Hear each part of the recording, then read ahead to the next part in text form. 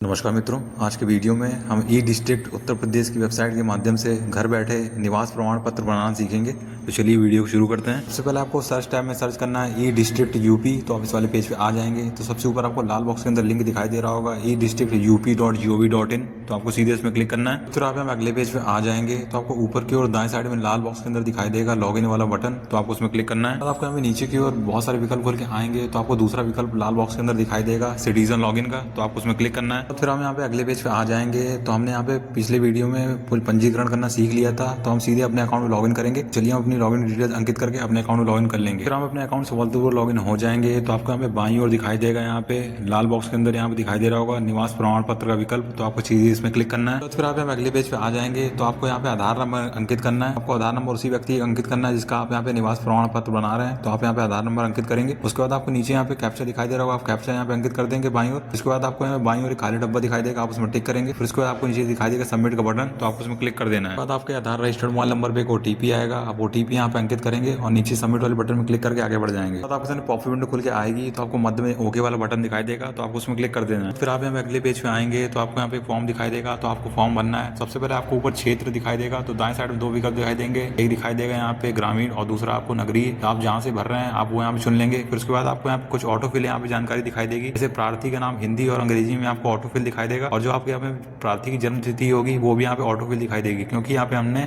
आधार से यहाँ पे ऑथेंटिकेशन किया हुआ है। फिर उसके बाद आपको यहाँ पे पिता पति का नाम यहाँ पे अंकित कर देंगे जो भी होगा। फिर लेकिन नाम दोनों में से एक का ही अंकित करना है, चाहे पिता का अंकित करें या पति का। तो इस बात का बिल्कुल ध्यान रखें। उसके बाद आप अपनी माता का नाम अंकित करेंगे। फिर उसके बाद आपकी जन्म तिथि वो पहले से ऑटोफिल होगी। फिर दाएं साइड जन्म का स्थान बनना है। फिर उसके बाद आपको यहाँ पे नीचे दिखाई देगा, यहाँ पे पता अंकित करेंगे। तो पता में आपको मकान नंबर अंकित करना है, मोहल्ला अंकित करना है, जनपद अंकित करना है, तहसील अंकित करनी है, थाना अंकित करना है और ग्राम अंकित करना है। और आपको अपना यहाँ पे मोबाइल नंबर अंकित कर देना है। चलिए हम यहाँ पे इतनी जानकारी अंकित कर लेते हैं। बाद आपको यहाँ पे निवास की अवधि दिखाई देगी नीचे। आपको दो विकल्प दिखाई देंगे, जन्म से या वर्ष भरे। तो आपको अगर जन्म से रह रहे हैं तो आप उसको ऐसे ही रहने देंगे। और अगर आप कुछ समय पहले ही अगर उस स्थान पे आए हैं तो आपको दूसरा वाला विकल्प चुनना है, वर्ष भरे। आपको उसमें क्लिक करना है और उसके बाद आपको अवधि अंकित कर देनी है। उसके बाद आपको यहाँ पे पूछ रहा है प्रमाण पत्र बनवाने की आवश्यकता। तो आप यहाँ पे कारण दे देंगे दाईं ओर, जहाँ पे हमने लिखा हुआ है केवाईसी के लिए। आप अन्य दूसरा कोई कारण दे सकते हैं। उसके बाद आपसे पूछ रहा है क्या इससे पूर्व निवास प्रमाण पत्र जारी हुआ है, तो आप हाँ में करेंगे। और उसके बाद अपना पुराना जो निवास प्रमाण पत्र संख्या है उसको यहाँ पे अंकित करेंगे। हमारा नहीं हुआ है तो हम इसको नहीं रहने देंगे। उसके बाद आपसे कह रहा है आवेदन शुल्क का भुगतान कर दिया है, तो आप इसको यहाँ पे हाँ कर देंगे। आप इसको मतलब हाँ ही रहने देंगे। उसके बाद आपको यहाँ पूछ रहा है राशन कार्ड संख्या, परिवार आईडी अगर है तो अंकित करेंगे, नहीं तो इसको खाली छोड़ देंगे। फिर उसके बाद आपको यहाँ पे नीचे दिखाई दे रहा होगा अटैचमेंट टाइटल। तो अब आपको यहाँ पे डॉक्यूमेंट अंकित करना है। आपको यहाँ पे एक बात ध्यान रखें कि आपको डॉक्यूमेंट का जो साइज होगा यहाँ पे फोटो का वो 50 KB होगा। और आपको जो यहाँ पे दूसरी अटैचमेंट जैसे घोषणा पत्र उसका यहाँ पे 100 KB होगा। और दूसरा अगर एडिशनल डॉक्यूमेंट जो भी जैसे वोटर आईडी और आधार कार्ड भी अगर आप अपलोड करते हैं तो उसका भी यहाँ पे 100 KB डॉक्यूमेंट का साइज होगा। और जो फॉर्मेट होगा वो यहाँ पे JPG होगा। तो इस बात का बिल्कुल ध्यान रखें। तो आपको यहाँ पे दिखाई दे रहा होगा अटैचमेंट टाइटल में दाएं साइड में चुने लाल बॉक्स के अंदर। तो आपको उसमें क्लिक करना है। बहुत सारे विकल्प खुल के आएंगे। तो आपको दिखाई दे रहा होगा फोटो, स्वप्रमाणित घोषणा पत्र, वोटर पहचान पत्र की और राशन कार्ड और नीचे अन्य। तो सबसे पहले हम यहाँ पे फोटो अपनी अपलोड करेंगे। तो हम इसको यहाँ पे चुन लेंगे। के बाद आपको यहाँ पे नीचे दिखाई देगा फाइल चुने। तो आप उसमें क्लिक करके अपनी फाइल यहाँ पे अंकित करेंगे। और दाएं साइड में अपलोड का बटन जो आपको दिखाई दे रहा है हरे रंग से, तो आप उसमें क्लिक करके अपनी फोटो को अपलोड कर देंगे। देखेंगे कि हमारा जो फोटो है यहाँ पे सफलतापूर्वक अपलोड हो गई है। तो आपको फिर से यहाँ पे अटैचमेंट टाइटल के बगल में जो दाएं साइड में जो आइकन दिखाई देगा फोटो वाला, फिर से आपको उसमें क्लिक करना। दूसरा डॉक्यूमेंट के लिए अपलोड करने के लिए यहाँ पे विकल्प चुनना है। तो हम चुन लेंगे यहाँ पे स्वप्रमाणित घोषणा पत्र का। पहले हम यहाँ पे देख लेंगे कि घोषणा पत्र हमारा दिखता कैसा है। जैसे कि आपको यहाँ पे घोषणा पत्र दिखाई दे रहा होगा। तो अभी मैं आपको बताऊंगा कि इसको डाउनलोड कहाँ से करना है। तो अभी हम इसको भरना सीखेंगे। पहले तो सबसे पहले आपको अपना नाम अंकित करना है, मतलब जिसका यहाँ पे निवास प्रमाण पत्र बना रहे हैं। उसके बाद आप किसके पुत्र हैं पुत्री हैं, तो मतलब अपने पिता का नाम अंकित करेंगे। उसके बाद आपको उम्र अंकित करनी है। फिर आपको यहाँ पे व्यवसाय अंकित करेंगे,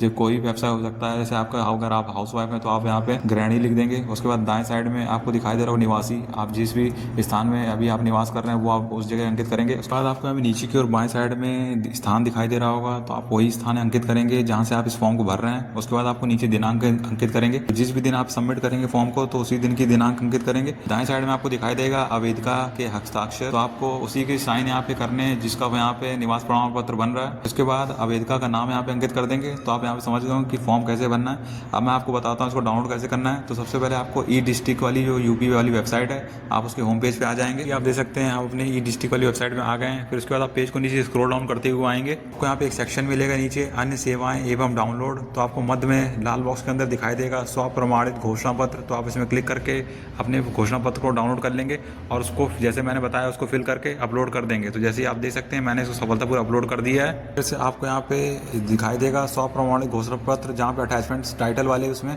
आप फिर से उसमें क्लिक करेंगे और दूसरा हम यहाँ पे जो आधार कार्ड को अपलोड करेंगे तो आपको यहाँ पे अन्य वाला यहाँ पे विकल्प उसको चुन लेना है। यहाँ पे अपने विकल्प चुनेंगे तो आपको दाएं साइड में जो भी आप डॉक्यूमेंट अपलोड कर रहे हैं, जैसे आधार कार्ड अपलोड कर रहे हैं तो हम यहाँ पे आधार कार्ड अंकित कर देंगे। फिर उसके बाद आपको यहाँ पे दिखाई देगा फाइल चुने, तो आप उसमें क्लिक करेंगे, अपनी फाइल को अंकित करेंगे और आपको यहाँ पे अपलोड वाले बटन में क्लिक कर देना है। आप कोशिश करें कि आप यहाँ पे एक चौथा डॉक्यूमेंट अपलोड करें, जैसे कि मैं कह रहा हूँ कि आप वोटर ID भी यहाँ पे अपलोड कर सकते हैं, जिससे आपकी यहाँ पुष्टि ये हो जाएगी कि जैसे आप उसी जगह के नागरिक हैं और आप उसी जगह से यहाँ पे वोट डालते हैं। तो आप यहाँ पे कोशिश ये करें कि आप यहाँ पे वोटर ID भी यहाँ पे अपलोड करें, जिससे आपका यहाँ पे रिजेक्शन ना हो।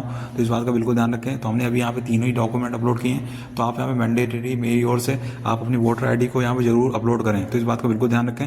फिर उसके बाद जैसे ही आप सारे डॉक्यूमेंट अपलोड कर लेंगे, सारी फॉर्म को भर लेंगे, तो आपको नीचे दिखाई देगा यहाँ पे लाल बॉक्स के अंदर दर्ज करें का बटन। तो आपको सीधे उसमें क्लिक करना है। बाद आपको यहाँ पे अगले पेज पे आएंगे तो आपने जो भी फॉर्म यहाँ पे फिल किया है वो आपको पूरा एक बार देख लेंगे, यहाँ पे पूरी जानकारी जांच लेंगे। आप पेज को नीचे स्क्रॉल डाउन करेंगे, बाद आप यहाँ पे नीचे आएंगे तो आपको यहाँ पे एक प्रिंट वाला बटन दिखाई देगा बाईं ओर, तो आप यहाँ पे इसको प्रिंट भी कर सकते हैं। फिर उसके बाद आपको यहाँ पे नीचे दिखाई देगा सेवा शुल्क भुगतान के लिए, यहाँ क्लिक करें। लाल बॉक्स के अंदर आपको नीचे दिखाई दे रहा होगा, तो हम सीधे उस पर क्लिक करेंगे। और फिर आप अगले पेज पे आ जाएंगे तो आपको यहाँ पे एप्लीकेशन नंबर दिखाई देगा, तो आप इस एप्लीकेशन नंबर को यहाँ पे कॉपी कर लेंगे। तो आपको दाएं साइड में दिखाई देगा सबमिट का बटन, तो आपको सीधे इसमें क्लिक कर देना है। नीचे यहाँ पे 15 रुपये की पेमेंट करनी है, आपको यहाँ पे दिखाई दे रहा होगा। तो आपको दिखाई देगा नीचे विकल्प एक प्रोसीड विद पेमेंट का बटन, तो आपको सीधे इसमें क्लिक करना है। बाद ऑप्शन पॉप विंडो आएगी तो आपसे पेमेंट करने के लिए कह रहा है, तो आपको यहाँ पे क्या करना है, ओके वाला यहाँ पे विकल्प दिखाई देगा लाल बॉक्स के अंदर, तो आपको सीधे इसमें क्लिक करना है। बाद आपके साथ पेमेंट वाला पेज खुल के आ जाएगा, तो आपको यहाँ पे बहुत सारे विकल्प दिखाई देंगे, नेट बैंकिंग का, UPI ID का, UPI QR का और यहाँ पे डेबिट कार्ड का। तो हम यहाँ पे जो आपको लाल बॉक्स के अंदर UPI QR का यहाँ पे विकल्प दिखाई देगा, तो हम इसमें क्लिक करेंगे। तो आपके सामने स्क्रीन में QR कोड खुल के आएगा, तो आप उसमें स्कैन करेंगे और सीधे पेमेंट कर देंगे। तो आप सामने अगला पेज खुल के आएगा एरर वाला कुछ इस तरह का,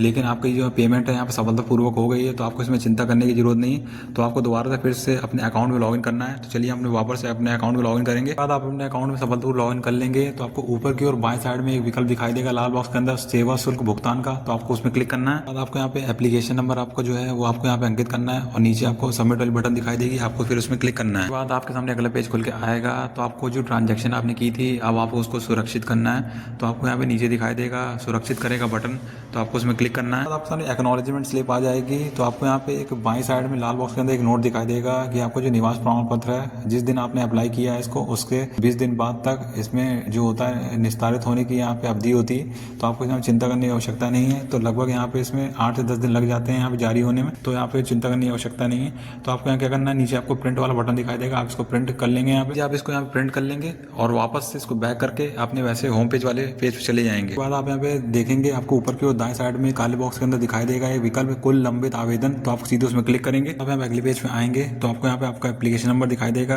आपका जो सर्विस नेम है निवास प्रमाण पत्र दिखाई देगा और आपका करंट स्टेटस दिखाई देगा कि आपने अप्लाई कर दिया है और जो संबंधित अधिकारी है उसको यहाँ पे इसको पास यहाँ पे भेज दिया है। फिर उसके बाद आप क्या करना है, वापस से आप होम पेज पे आ जाएंगे। तो फिर आपको यहाँ पे एक विकल्प दिखाई देगा लाल बॉक्स के अंदर निस्तारित आवेदन का, तो आपको उसमें क्लिक करना है। तो अगले पेज पे आ जाएंगे तो आपको ऊपर बहुत सारे विकल्प दिखाई देंगे, तो आपको मध्य में एक विकल्प दिखाई देगा डोमिसाइल का, तो आप उसको चुन लेंगे।